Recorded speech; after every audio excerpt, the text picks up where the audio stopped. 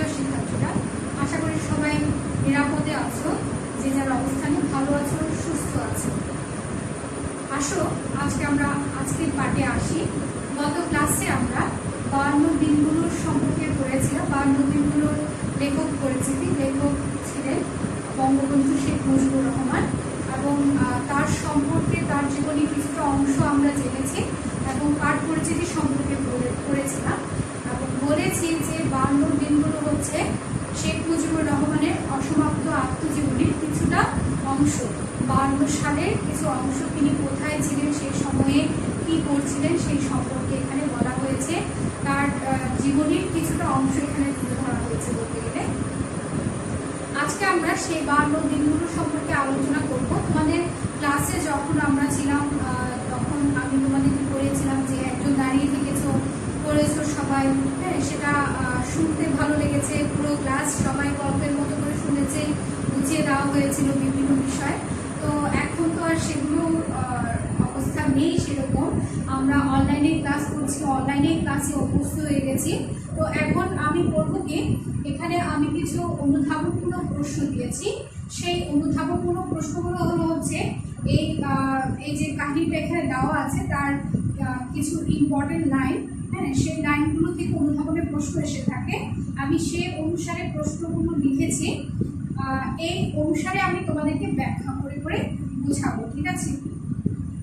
তারপরেও এর মাঝে যদি তোমাদের কোনো সমস্যা থাকে আমাকে জানাবে, কোনো জায়গায় যদি বুঝতে কষ্ট হয়ে থাকে, ঠিক আছে? তো না বুঝে থাকো সেটা আমাকে অবশ্যই জানাবে। আসো আমরা আজকে এই গল্পটা সম্পর্কে জানি, বা তার জীবনের এই অংশটা সম্পর্কে জানি। এই যে কাহিনীটা এখানে দেওয়া আছে সেটা বলেছিলাম আমি একটু করে, আমরা পাঠ পরিচিতির মধ্যেও পড়েছি যে দেখা যায় তাদেরকে জেলে বন্দি করে রাখা হয়েছে এবং ঢাকা জেল থেকে কীভাবে তাদেরকে ফরিদপুর জেলে নিয়ে যাওয়া হচ্ছে, কতটা গোপনের মধ্যে, এবং ওনার সাথে ওনার সঙ্গী ছিলেন মহিউদ্দিন, তারা কীভাবে কষ্ট করে অনশন ধর্মঘট করছে এবং তাদের শারীরিক অবস্থা কী হয়েছে, তাদের পরিবারের সাথে, তাদের স্ত্রী সন্তান বাবা মার সাথে তাদের যোগাযোগ বন্ধ হয়ে গেছে, কত কষ্ট করে তাদেরকে তাদের পরিবারের সাথে যোগাযোগ করতে হচ্ছে, এবং যখন তাদের অবস্থা একেবারে সংকটাপন্ন বা একেবারে মৃত্যুর সাথে পাঞ্জা হচ্ছে তখন তাদেরকে মুক্তি দেওয়া হয়, এবং মুক্তির পরে তাদের অবস্থা কী হয়, দেশের পরিস্থিতি কী ছিল ভাষা আন্দোলনের সময়, এইসব বিষয় এখানে উঠে এসেছে। আমরা এগুলো নিয়ে এখন আলোচনা করব। দেখো, প্রথম যে প্রশ্নটি আছে ভালো করে বোঝার চেষ্টা করবে। এখন হচ্ছে খুঁটিনাটি যে বিষয়গুলো তুমি অ্যাভয়েড করে দিয়েছো ফার্স্ট ইয়ারে, সেই বিষয়গুলো এখন ভালো করে মনোযোগ দিয়ে পড়ার চেষ্টা করবে। যেহেতু সিলেবাস এখন কিন্তু কমিয়ে দেওয়া হয়েছে তোমাদের, সে অনুসারে এত ভালোভাবে পড়বে যাতে তোমার কোনো বিষয়ে কোনো সমস্যা না থাকে, ঠিক আছে? আসো আমরা প্রথমে 1 নম্বর যে প্রশ্নটা লিখেছি সেটা দেখি। যাই হোক না কেন আমরা অনশন ভাঙবো না। এটা একেবারে প্রথম দিকে আছে, দেখো এখানে লিখেছে, এবং এর পরবর্তী লাইন কিন্তু এটাই, আমি তাই একসাথে দিয়ে দিয়েছি। যদি এর পথে মৃত্যু এসে থাকে তবে তাই হবে। এই দুটো প্রশ্নের ব্যাখ্যা আমরা দেখব। এই সবগুলো কিন্তু বঙ্গবন্ধু শেখ মুজিবুর রহমানের নিজের বিবৃতির মধ্যে বলছে, ঠিক আছে? এদিকে জেলের ভেতর আমরা দুজনে প্রস্তুত হচ্ছিলাম অনশন ধর্মঘট করার জন্য। আমরা আলোচনা করে ঠিক করেছি যাই হোক না কেন আমরা অনশন থাকবো না, মানে ওনারা যে অনশন করবে সেটা ওনারা ঠিক করে নিয়েছেন। এই অনশন করার কারণটা হচ্ছে বিনা অপরাধে বিনা বিচারে দিনের পর দিন তাদেরকে জেলে বন্দি করে রাখা হচ্ছে, তাদের সংসার, তাদের ছেলে মেয়ে, তাদের রাজনৈতিক জীবনধারা সব কিছু থেকে তাদেরকে বিচ্ছিন্ন করে রাখা হয়েছে, এবং এর প্রতিবাদ হিসাবে তারা কি চিন্তা করেছে, অনশন করবে। এই চিন্তা স্থির করেছে যে অনশন করবে, সেটা একেবারে নিশ্চিত। এই পথে যদি এই পথে মৃত্যু এসে থাকে তবে তাই হবে, মানে এই পথ বেছে তারা নেবে, কারণ এই পথে যদি তাদের মৃত্যু এসে থাকে তবে তারা সেটাই করবে। কিন্তু তারপরও তারা কি করবে, অনশন অবশ্যই করে যাবে। আমি এখানে আরেকটা বিষয় বলি, সেটা হচ্ছে এখানে জ্ঞানমূলকের প্রশ্নগুলো খুবই পুঙ্খানুপুঙ্খানুভাবে আছে। প্রতিটা লাইনে, মানে 2-1 লাইন পরপরই কিছু সংখ্যা দেওয়া আছে, কিছু জায়গার নাম দেওয়া আছে, কোনো বিশেষ মুহূর্তের সময় দেওয়া আছে। আমি তাই বলবো তোমাদেরকে পড়ার সময় অবশ্যই এই বিষয়গুলো বইয়ের মধ্যে ভালো করে দাগিয়ে রাখবে যাতে তোমাদের পড়তে সুবিধা হয়, ঠিক আছে। সময় বা তারিখ থাকলে সেটা অবশ্যই দাগিয়ে রাখবে। তারপরে কি বলছে দেখো, অর্থাৎ এই কথাটা কেন বলেছে তাহলে যে তাদেরকে বিনা অপরাধে বিনা বিচারে জেলে যেহেতু বন্দি করে রাখা হচ্ছে, তারই প্রতিবাদ হিসাবে তারা কি চিন্তা করেছে যে তারা অনশন ধর্মঘট করবে এবং এর কারণে এই অনশন করার কারণে যদি তাদের মৃত্যু হয় তাহলে তাই হবে, কিন্তু তারা অনশন করে যাবে যতক্ষণ তাদের মুক্তি দেওয়া না হবে। এরপর কি দেখো, কে বাদে আপ জেলখানা হবে, ঠিক আছে। এটা আসছে আবার অনেক পরে, এখানে আবার একটা তারিখ দেওয়া আছে, সেটা একটু খেয়াল করো। 15ই ফেব্রুয়ারি তারিখে সকালবেলা আমাকে জেল গেটে নিয়ে যাওয়া হলো। এ কথা বলে যে আমার সাথে আলোচনা আছে অনশন ধর্মঘটের ব্যাপারে। এখানে হচ্ছে কি ওনারা যখন চিন্তা করে যে তারা অনশন ধর্মঘট করবে, তো তখন জেল কর্তৃপক্ষ তাদেরকে নানাভাবে বোঝানোর চেষ্টা করে, কারণ তারা যদি অনশন ধর্মঘট করে তাহলে সবাই জানতে পারবে এবং এটা নিয়ে আমার একটা তোলপাড় শুরু হবে। তাই জেল কর্তৃপক্ষ বারবারই চেষ্টা করছিল যে যাতে ওনারা অনশন ধর্মঘট না করে। তার জন্য জেল কর্তৃপক্ষ তাদেরকে বোঝানোর চেষ্টা করে যে তারা যাতে অনশন ধর্মঘট না করে, কারণ তারা সরকারি নির্দেশ মতো চলছে, সরকার যেভাবে বলছে তারা সেভাবেই কাজ করে যাচ্ছে, এখানে তাদের কোনো দোষ নেই এবং বারবার করে বারণ করে যে তারা যাতে অনশন না করে, ঠিক আছে। এরপর দেখো এখানে যে বিষয়টা আছে, একজন আমাকে বলে দিল ফরিদপুর জেলে দুজনকে এক জেলে রাখা হবে, মানে খবর চাপা থাকে না, এই জায়গাটা একটু দাগাতে পারো যে খবর চাপা থাকে না। একজন আমাকে বলে দিল ফরিদপুর জেলে দুজনকে এক জেলে পাঠানো হচ্ছে, আর একজন হচ্ছে কি মহিউদ্দিন, ঠিক আছে, দুজনকে এক জেলে পাঠানো হচ্ছে। এই বিষয়টা হচ্ছে কি তারা যখন অনশন ধর্মঘট করছে বা শুরু করবে এরকম একটা মানসিক প্রস্তুতি তারা নিচ্ছে, তখনই তাদেরকে ঢাকা কেন্দ্রীয় কারাগার থেকে তাদেরকে ফরিদপুর জেলে পাঠিয়ে দেওয়া হচ্ছে এবং এখানে বিষয়টা হচ্ছে কি খুবই গোপনে, একেবারে গোপনে তাদেরকে ঢাকা জেলের থেকে ফরিদপুর জেলে পাঠানো হচ্ছে, হ্যাঁ, কারণ যাতে কেউ জানতে না পারে, আশেপাশে কেউ বা তাদের সহকর্মীরা কেউ জানতে না পারে যে তাদেরকে এভাবে জেল থেকে এক জেল থেকে আরেক জেলে নিয়ে যাওয়া হচ্ছে। এবং মহিউদ্দিন তার সঙ্গী ছিলেন মহিউদ্দিনকে সহ এক জেলে পাঠানো হবে, এরকম একটা খবর তিনি পেয়েছেন। খবর কখনো কি এরকম কোনো খবর কখনো চাপা থাকে না। এরপর দেখো কি বলছে এখানে, তখন 9টা বেজে গেছে, 11টায় নারায়ণগঞ্জ থেকে জাহাজ ছাড়ে, সেই জাহাজে আমাদের করতে হবে। তাহলে এখানে যে সময়গুলো দেওয়া আছে সেই সময়গুলো অবশ্যই খেয়াল করবে এবং দাগিয়ে রাখো ভালো করে। আমি দেরি করতে শুরু করলাম, কারণ তা না হলে কেউ জানবে না আমাদের কোথায় পাঠাচ্ছে। দেখো শেখ মুজিবুর রহমান এখানে একটু বুদ্ধি খাটানোর চেষ্টা করেছেন যে তাকে যে পাঠিয়ে দেওয়া হচ্ছে ফরিদপুর জেলে সেটা কাউকে জানানো হয়নি এবং খুবই গোপনে পাঠানো হচ্ছে, এবং তিনি জানেন যে 11টার সময় নারায়ণগঞ্জ থেকে জাহাজ ছাড়বে, সেই জাহাজ ধরে তাদেরকে ফরিদপুর নিয়ে যাওয়া হবে। এখন এই যে নিয়ে যাওয়ার সময় তিনি দেরি করতে শুরু করলেন কেন, যাতে কারো না কারোর সাথে যদি একটু দেখা হয় তিনি যদি একটু বলে দিতে পারেন যে তাদেরকে ঢাকা জেল থেকে ফরিদপুর জেলে নিয়ে যাওয়া হচ্ছে, এবং যদি একটু বলে দিতে পারে যে তাকে কোথায় নিয়ে যাওয়া হচ্ছে, তাই তিনি একটু দেরি করতে শুরু করলেন যাতে তার কোনো সহকর্মীকে একটু বলে দিতে পারে। প্রথমে আমার বইগুলো এক এক করে মেলতে শুরু করলাম, তারপর কাপড়গুলো হিসাব নিকাশ, মানে উনি যে কোনোভাবে একটু দেরি করতে চেষ্টা করছে। দেরি করতে করতে 10টা বাজিয়ে দিলাম, রওনা করতে আরও আধা ঘন্টা লাগিয়ে দিলাম। পুলিশের সুবেদার ও গোয়েন্দা কর্মচারীরা তাড়াতাড়ি করছিল। সুবেদার পাকিস্তান হওয়ার সময় গোপালগঞ্জে ছিল এবং সেই সময় সে একজন বেলুচি ভদ্রলোক। এই বিষয়গুলো দাগিয়ে রাখো, তাহলে সেই সুবেদার কি ছিলেন? বেলুচির এক ভদ্রলোক। আমাকে খুব ভালোবাসতো ও শ্রদ্ধা করতো, আমাকে দেখেই বলে বসতো ये क्या बात है आप जेल खाना में, এই যে ये क्या बात है आप जेल खाना में। আমি বললাম ইসমাল, ঠিক আছে, মানে হিন্দিতে তাকে বলতো যে আপনি এখানে কেন, বা আপনাকে জেলখানায় কেন দেখতে পাচ্ছি, এরকম আশ্চর্য হয়ে বললো। তিনি বললেন কি ইসমাল, সবাই যখন তাড়াহুড়ো করছে তাদেরকে ঢাকা জেল থেকে ফরিদপুর জেলে নিয়ে যাওয়ার সময়, সেই সময় তার সাথে সুবেদারের সাথে দেখা হয় এবং তাদের সাথে আগে থেকে পরিচয় ছিল। সেখানে উনি বঙ্গবন্ধুকে দেখে অবাক হয়ে গেলেন। এরপর হচ্ছে তাদেরকে কিভাবে নিয়ে যাওয়া হচ্ছে দেখো, আমাদের জন্য বন্ধ ঘোড়ার গাড়ি আনা হয়েছে। গাড়ির ভেতরে জানালা উঠিয়ে ও দরজার কপাট বন্ধ করে দিল। দুজন ভেতরে আমাদের সাথে বসলো আর একজন গাড়িতে, অন্যরা পেছনে পেছনে ভিক্টোরিয়া পার্কের পাশে রোড দিয়ে চললো। মানে এই জায়গায় একটু দেখো, মানে কতটা গোপনে তাদেরকে নিয়ে যাওয়া হচ্ছে। একটা বন্ধ ঘোড়ার গাড়ি নিয়ে আসা হয়েছে, সেই ঘোড়ার গাড়ি করে তাদেরকে নিয়ে যাওয়া হচ্ছে, মানে যাতে কেউ জানতেও না পারে যে কোথায় কাকে কিভাবে নিয়ে যাওয়া হচ্ছে। ঠিক আছে, তো এখানে একটু আছে দেখো, বাবার কালে জীবনটা যেন রাস্তায় না যায়। দেখো এটা হচ্ছে একটু মজা করে বলা, ঠিক আছে।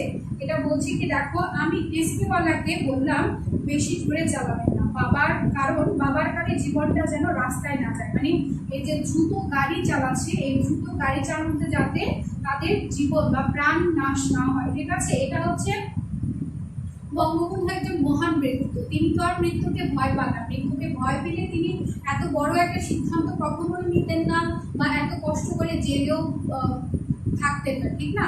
তাহলে এই কথাটা বলার কারণ হচ্ছে ওনাদের যেতে যাতে তাড়াহুড়ো না হয় বা খুব দ্রুত চলে যেতে না পারে, কারোর সাথে যাতে তোমার একটু দেখা হয়, উনি একটু কথাবার্তা বলে যেতে পারেন, যে জানিয়ে যেতে পারেন তাদেরকে কোথায় নিয়ে যাওয়া হচ্ছে সেটা। সেই জন্যই তিনি এই কথাটা বলেছেন, গাড়ি আস্তে চালাতে বলেছেন। এরপর কি আছে দেখো, আমাদের নারায়ণগঞ্জ থানায় নিয়ে যাওয়া হলো। উপরওয়ালাদের টেলিফোন করলো এবং হুকুম নিল থানায় রাখতে। আমাদের পুলিশ ব্যারাকে একটা করে নিয়ে যাওয়া হলো। রাত 11টায় আমরা স্টেশনে আসলাম, জাহাজ ঘাটে ছিল, আমরা উঠে বসলাম। এগুলো হচ্ছে দেখো একেবারে তার জীবনের প্রতিটা ঘটনা, প্রতিটা মুহূর্ত নিয়ে কতটা নিপুণভাবে তুলে ধরার চেষ্টা করেছেন। রাত 1টার সময় সকলের কাছ থেকে বিদায় নিলাম, বললাম জীবনে আর দেখা নাও হতে পারে। অর্থাৎ এই যে অনশনের সিদ্ধান্ত নিয়েছেন, তিনি বাঁচতেও পারেন আবার মরেও যেতে পারে, সেই জন্য সবার কাছ থেকে বিদায় নিয়ে নিয়েছেন যে জীবনে আর দেখা নাও হতে পারে। সকলে যেন আমাকে ক্ষমা করে দেয়, দুঃখ আমার নাই, একদিন মরতে হবে। অন্যায় ও অত্যাচারের বিরুদ্ধে প্রতিবাদ করে যদি মরতে পারি সে মরাতেও শান্তি আছে। এই যে আমি এখানে লিখিনি, তোমরা এটা দাগিয়ে রাখো সবাই, খুবই ইম্পর্টেন্ট একটা লাইন। অন্যায় এবং অত্যাচারের কাছে তিনি কখনোই মাথা নত করেননি এবং কখনো মাথা নত করতেও চাননি। ঠিক আছে, সেই জন্য বলছে অন্যায় এবং অত্যাচারের সাথে প্রতিবাদ করে যদি মরতে পারি সেই মরাতেও কি আছে, শান্তি আছে। বিনা অপরাধে যখন তাদের বন্দি করে রাখছে, সেই অন্যায় প্রতিবাদে তিনি যদি অনশন করে তাকে তার কাছে মৃত্যুর মুখোমুখি হতে হয় বা মৃত্যুবরণ করতে হয়, তিনি তাতেও শান্তি লাভ করবেন। এই কথাই তিনি এখানে বোঝানোর চেষ্টা করেছেন। এরপরে আবার আসো, এখানে কি বলছে দেখো, নাস্তা খাবার ইচ্ছা আমাদের নাই।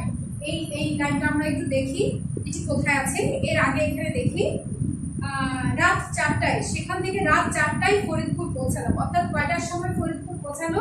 4টার সময়।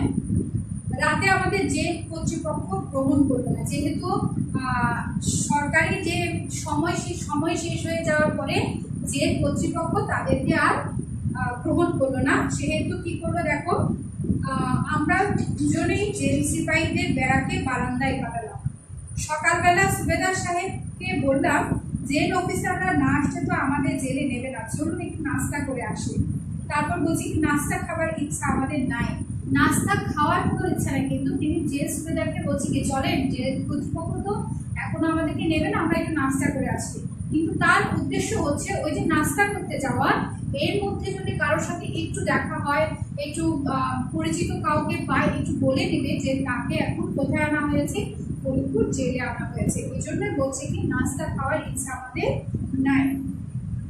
তবে যদি কারোর সাথে দেখা হয়ে যায়, ওই যে বললাম যদি কারোর সাথে একটু দেখা হয়ে যায়, সেজন্য তিনি চেষ্টা করছিলেন যে কি একটু দেরি করলে বা একটু বের হলে যদি পরিচিত কাউকে পেয়ে যান, এবং পেয়েও গিয়েছেন। সেখানে দেখো এমন সময় আওয়ামী লীগের এক কর্মী, তার নাম মহিউদ্দিন, অর্থাৎ তার সাথে তার সহকর্মী যাকে নিয়ে আসা হয়েছে ফরিদপুর জেলে, তার নামও মহিউদ্দিন, এবং নাস্তা খেতে গিয়ে তাদের সাথে যার সাথে দেখা হয়েছে তাদের এক সহকর্মী, তার নামও হচ্ছে কি মহিউদ্দিন।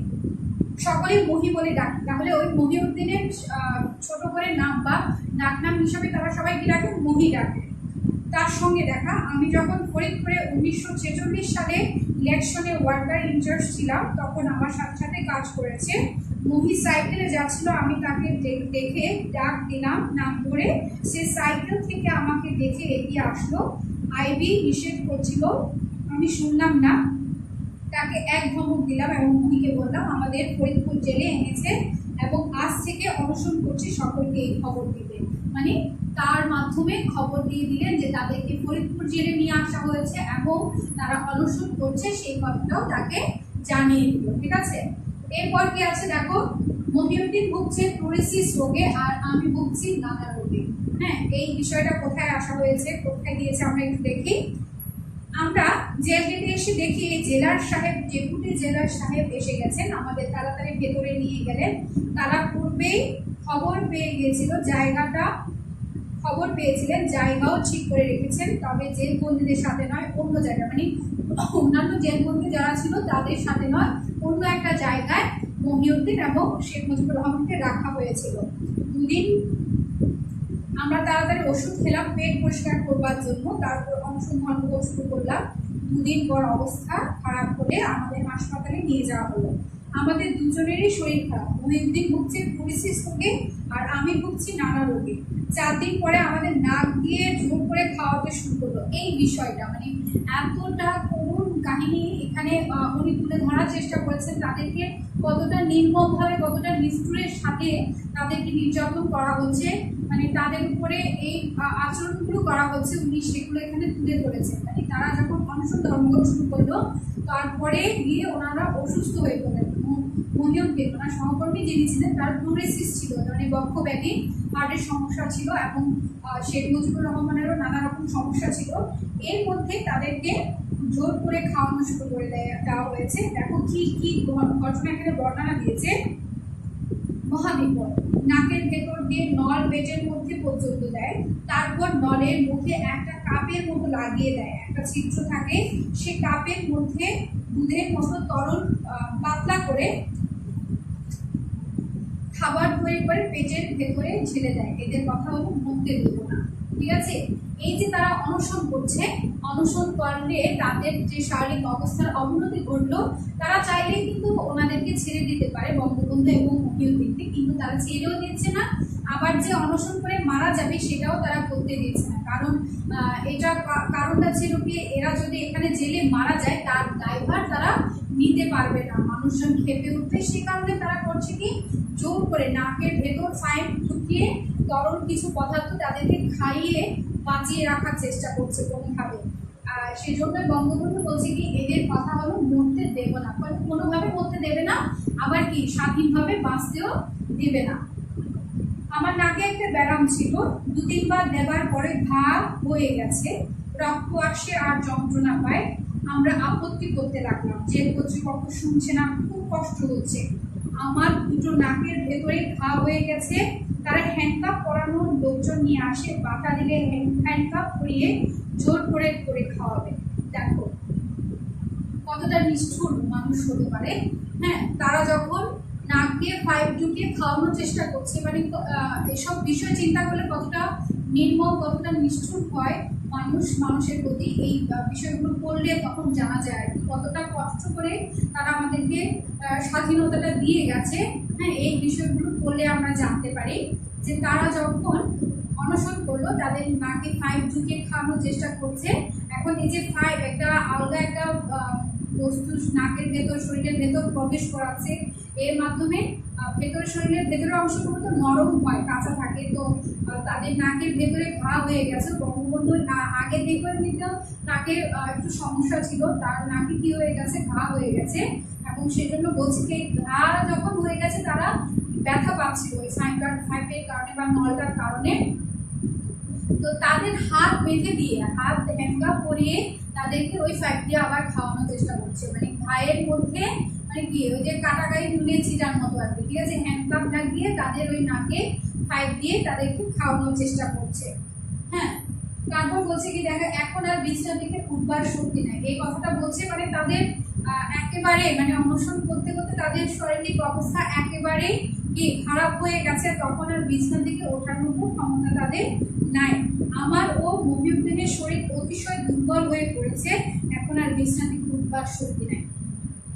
আমার হাড়ের অবস্থা খারাপ হয়ে পড়ছে বুঝতে পারলাম।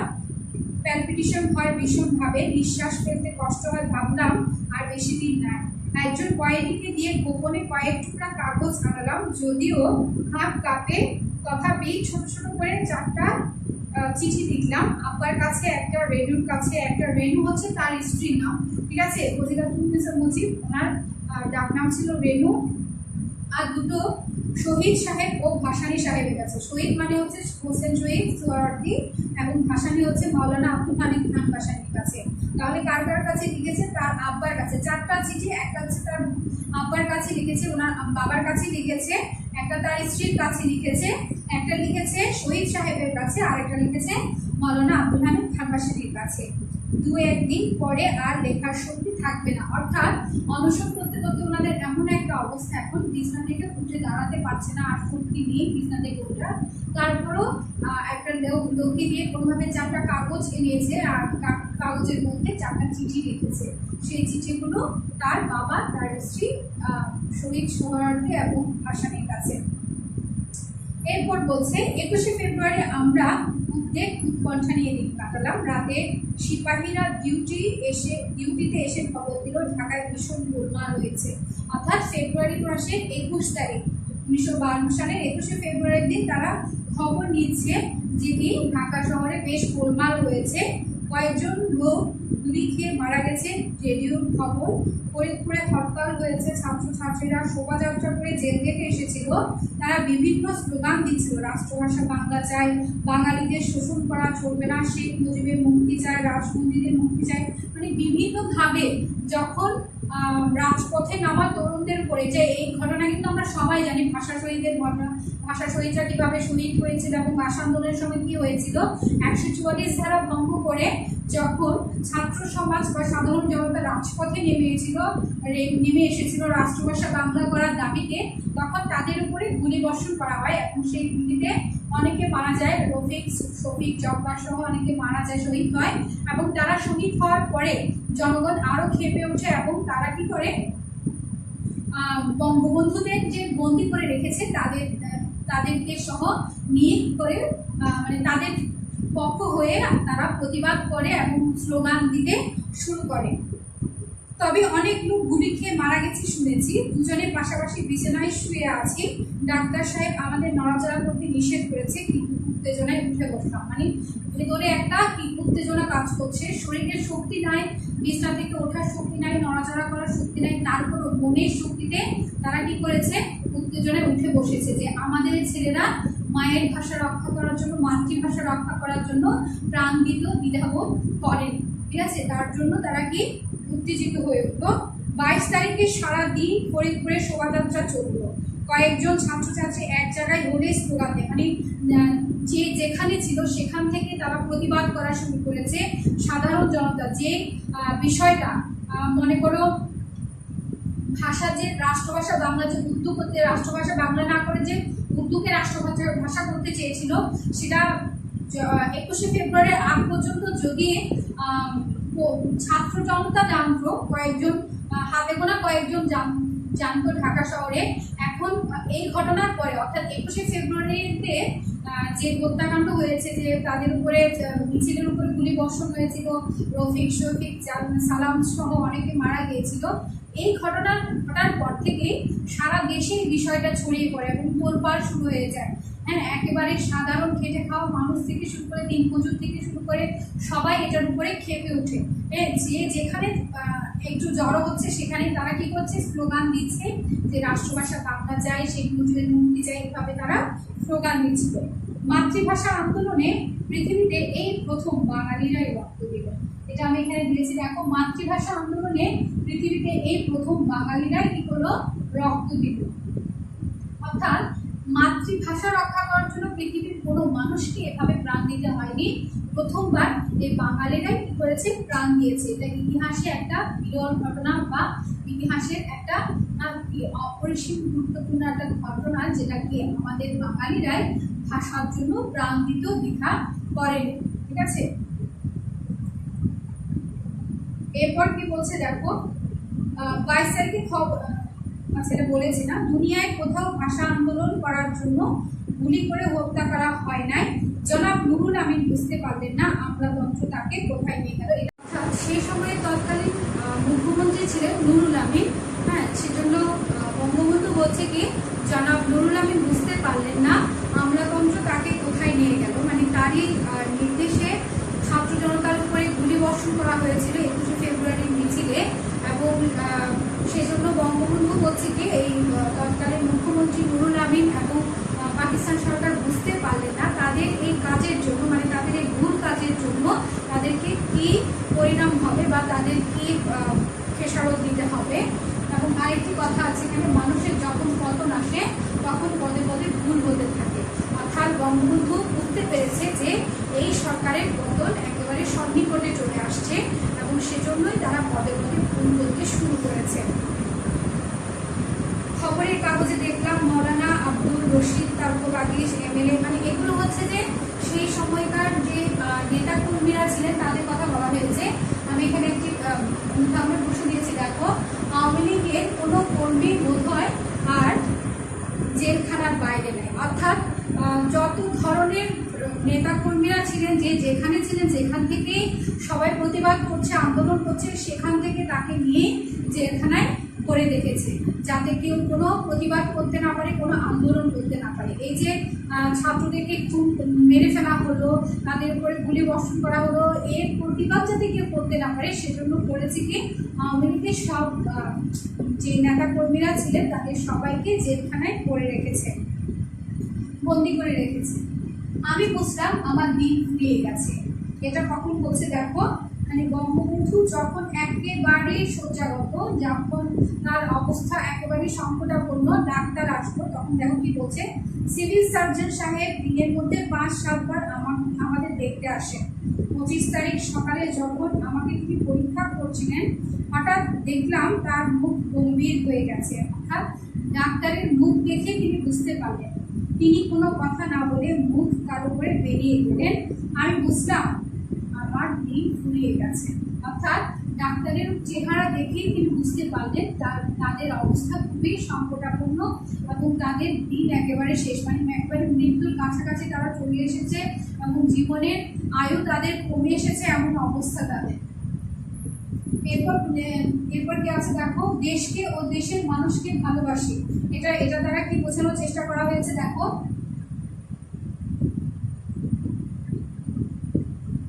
আমি এখানে পুরোটা লেখা সম্ভব হয়নি তাই আমি একটু টর্টর দিয়ে লিখেছি। দেখো এখানে কি বলছে, দেশ ও দেশের মানুষকে ভালোবাসি, তাদের জন্য জীবন দিতে পারলাম এই শান্তি। মানে কত বড় মহান মনের একজন মানুষ হলে এরকম চিন্তা ভাবনা করতে পারে যে মৃত্যু একেবারে যার জীবনের সন্নিকটে, সে মৃত্যু সজ্জায় থেকে তিনি চিন্তা করছে কি আমার দেশ এবং দেশের মানুষকে ভালোবাসি, দেশকে ভালোবাসি, তাদের জন্য আমি জীবন দিয়ে যাচ্ছি। এই হচ্ছে তার পরম শান্তি বা পরম তৃপ্তি। এরপর আপনার ছেলে মেয়ে ও স্ত্রী, মানে ডেপুটি জেলার সাহেব বললেন কাউকে খবর দিতে হবে কি আপনার ছেলে মেয়ে ও স্ত্রী কোথায়, আপনার আব্বার কাছে কোনো টেলিগ্রাম করবেন। বললাম দরকার নাই, আর তাদের কষ্ট দিতে চাই না। আমি আশা ছেড়ে দিয়েছি। হাত পা অবশ্যই আসছিল, হার্টের দুর্বলতা না থাকলে এত তাড়াতাড়ি দুর্বল হয়ে পড়তাম না। একজন কয়েদি ছিল আমার হাতে পায়ে সরিষার তেল গরম করে মালিশ করতে শুরু করলো, মাঝে মাঝে ঠান্ডা হয়ে যাচ্ছিল, মানে তাদের হাত পা ঠান্ডা হয়ে যাচ্ছিল দুর্বলতা থেকে। তার মধ্যে তার আরো হার্টের সমস্যা ছিল। তো সবাই এখন বুঝতে পারছে তাদের অবস্থা খুব খারাপ, তাই বলছে কি তাদের পরিবারে কোনো খবর দিতে হবে কিনা, তার বাবা মা কোথায় আছে, তার ছেলে মেয়ে স্ত্রী কোথায় আছে, তাদেরকে খবর দেওয়া হয়েছে কিনা। শেখ মুজিব বলছে কি যে তাদেরকে আর কষ্ট দেওয়ার দরকার নেই। মহিউদ্দিনের অবস্থাও ভালো না, কারণ পুলিশ আবার আক্রমণ করে বসেছে। আমার চিঠি চারখানা একজন কর্মচারীকে ডেকে তার কাছে গিয়ে বললাম আমার মৃত্যুর পর চিঠি চারখানা ফরিদপুরে আমার এক আত্মীয়ের কাছে পৌঁছে দেবে। তিনি কথা দিলেন। আমি তার কাছ থেকে ওয়াদা নিলাম। বারবার আব্বা মা ভাই বোনদের চেহারা ভেসে আসছিল আমার চোখে। রেণুর দশা কি হবে, মানে এই অবস্থায় তার পরিবারের কথা চিন্তা আসলো, মাথায় আসলো যে তার পরিবারে তিনি না থাকলে তার স্ত্রী সন্তানদের কি অবস্থা হবে, কিভাবে তারা কি করবে, এই চিন্তাগুলো মাথায় আসলো। আর তো কেউ নাই দুনিয়ায়, ছোট ছেলে মেয়ে দুইটার অবস্থা বা কি হবে। তখন দুজন ছেলে মেয়ে ছিল, একজন হচ্ছে হাসিনা এবং আরেকজন হচ্ছে কামাল। ঠিক আছে, শেখ হাসিনা এবং শেখ কামাল। তবে আমার আব্বা ও ছোট ভাই ওদের ছেড়বে না এই বিশ্বাস আমার ছিল। চিন্তা শক্তিও হারিয়ে ফেলছিলাম। হাসিনা ও কামালকে একবারও দেখতে পারলাম না।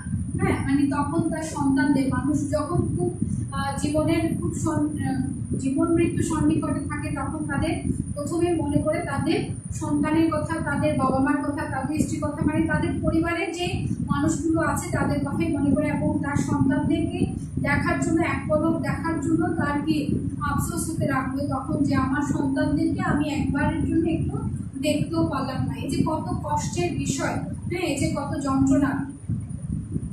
বাড়িতেও খবর পায় না, এবারে নিশ্চয়ই আসতো, মানে তার পরিবারের কথা চিন্তা হচ্ছে, তিনি না থাকলে তার সন্তানদেরকে নিয়ে তার স্ত্রী কি করবে, আবার চিন্তা করছে কি না তার বাবা তার ভাই আছে, তারা কখনোই তাদেরকে ফেলে দেবে না, তারা হয়তো কি তাদের মাধ্যমে হয়তো জীবন ধারণ করতে হবে তাদেরকে। কিন্তু বাবা মা থাকার সাথে, ছেলে মেয়ের সাথে থাকা আর বাবা মা না থাকা, তার কষ্ট অনেক বেশি। সে যতই কাছের মানুষ থাকুক না কেন, বাবা মার গুরুত্ব পৃথিবীতে অনেক বেশি, ঠিক না? তাই তিনি চিন্তা করছে যে শেখ হাসিনা এবং শেখ কামালের অবস্থা কি হবে। ঠিক আছে, আজকে আমরা এতটুকুই বললাম, এতটুকুই থাক। এই যে অনুধাবনের প্রশ্নগুলো আছে তোমরা সেগুলো আমাকে লিখে অবশ্যই জানাবে। গত ক্লাসে তোমাদেরকে বলেছিলাম যে আমাকে তোমরা 10টা জ্ঞানমূলকের প্রশ্ন রেডি করে দেখানোর জন্য, কিন্তু কেউ দেখানো থাকবো আমাদের। এটা আসলে তোমাদেরকে বলি, আমরা কাজগুলো করার জন্য, তোমরা করো না, আমাদেরকে দেখো না, আমরাও জানতে পারি না তোমরা কি করছো। এখন সবাইকে তো আর গিয়ে বলা আমাদের পক্ষে সম্ভব হচ্ছে না। যদি ক্লাসে থাকতে তাহলে সবাইকে চেক করতাম বা সবাইকে বলতাম যে কাজগুলো করেছো কিনা সেটা আমাকে দেখাও, কিন্তু এখন তো ওরকম সম্ভব হচ্ছে না। তোমাদেরকে অনলাইন ক্লাসের মাধ্যমে আমরা বলছি যে তোমরা এই যে বাড়ির কাজগুলো দিচ্ছি সেগুলো করে আমাদেরকে দেখাও, তাহলে তোমাদের ভুল সংশোধন হবে, তোমাদের জটিলতা কেটে যাবে, তোমাদের মধ্যে যে জড়তা আছে লেখার সেগুলো কেটে যাবে, কিন্তু তোমরা কথা শুনো না। ঠিক আছে, এই হলো আমাদের দুঃখ আর কি। আশা করব আগামী ক্লাসে অবশ্যই সবাই অনুধাবনের প্রশ্নগুলো লিখে আমাকে অবশ্যই কমেন্ট বক্সে জানাবে বা দেখাবে। ঠিক আছে, সে পর্যন্ত সবাই ভালো থেকো, সুস্থ থেকো, নিরাপদ থেকো।